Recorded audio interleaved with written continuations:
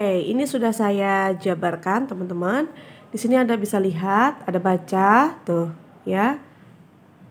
Ini adalah judul-judul yang ada di dalam makalah. Beda-beda pasti ya. Nanti akan kita analisis bersama-sama bagaimana penulisannya yang benar.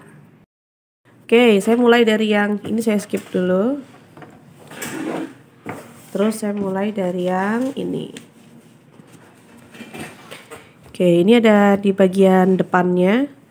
Ini ada di sini ya, 1, 2, 3, 4, 5. Saya menggunakan 5 sampel. Kemudian, nah di bagian yang ini teman-teman, ini adalah jenis tulisannya.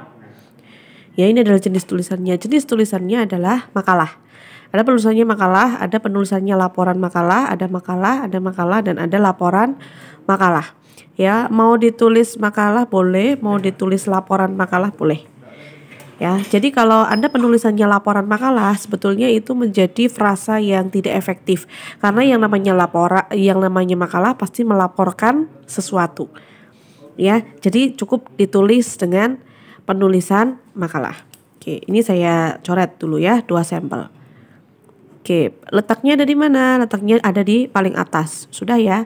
Ini sudah ada di paling atas karena dia menunjukkan jenis tulisan dan salah satunya adalah di bagian sampul itu jenis tulisan yang paling penting. Di bagian yang kedua saya mau menjelaskan tentang bagaimana cara penulisan, apakah dengan menggunakan huruf kapital atau tidak. Ini kita cek, ini teman-teman menggunakan huruf kapital semua. Dan penulisan itu ada 2 macam, yang satu dengan menggunakan huruf kapital secara keseluruhan dan yang satu dengan menggunakan huruf kapital di awal kata. Keduanya betul. Kenapa mayoritas menggunakan keseluruhan dengan menggunakan huruf kapital? Karena salah satu fungsi dari huruf kapital adalah untuk memberikan informasi penting. Ya, bahwa dia adalah sesuatu hal yang penting, maka ditulis dengan menggunakan huruf kapital secara keseluruhan dan menggunakan huruf tebal. Ya, jadi ini ditebalkan kemudian diberi huruf kapital semuanya. Artinya dia adalah sesuatu hal yang penting, paling penting.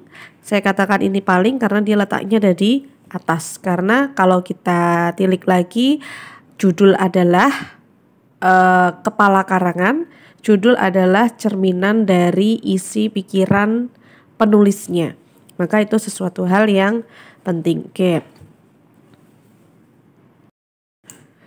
Kita cek dulu yang pertama, ada analisis perbandingan tugas akhir tahun 2019 dan tugas akhir tahun 2021.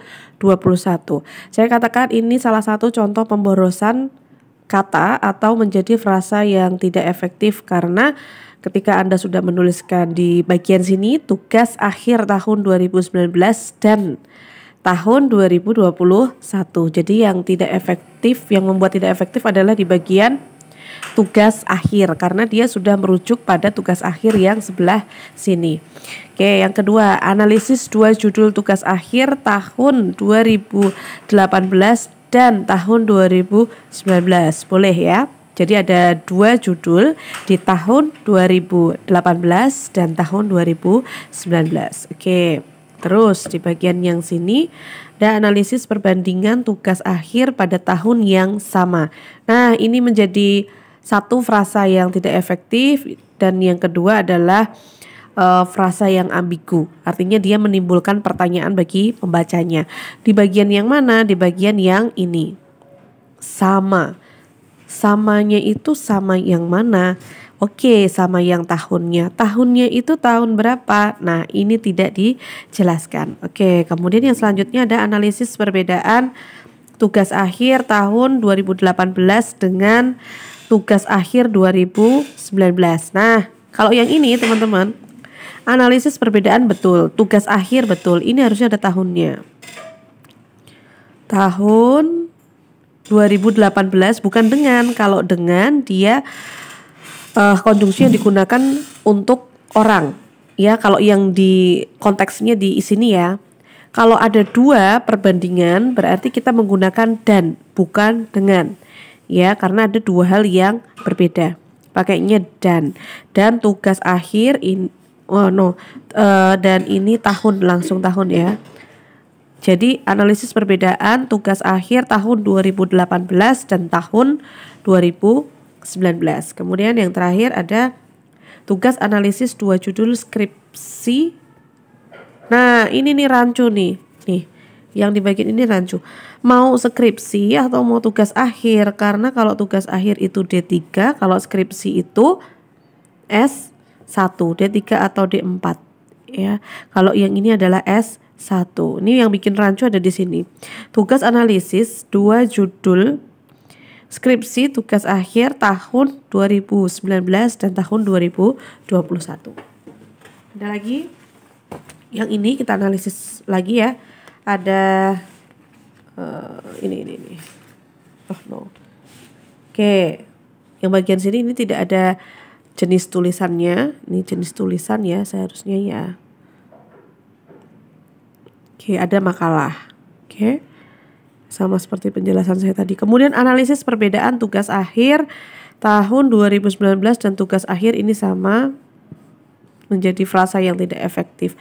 Kemudian analisis perbedaan tugas akhir Politeknik Negeri Semarang pada prodi konstruksi sipil tahun 2018 dan 2019. Nah, ini boleh nih ya.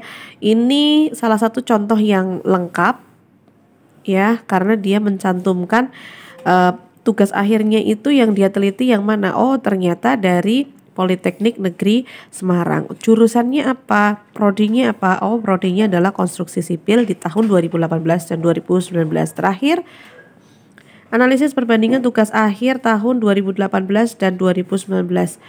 Yang di bagian sini analisis perbandingan tugas akhir tahun. Nah, ini boleh, ini ditambah dengan tahun. Ini juga ditambah dengan tahun. Oke, yang ini harusnya ditebal ya. Karena dia sesuatu hal yang penting. Ini sudah betul ya, ini ditebalkan. Oke, itu adalah masalah judul.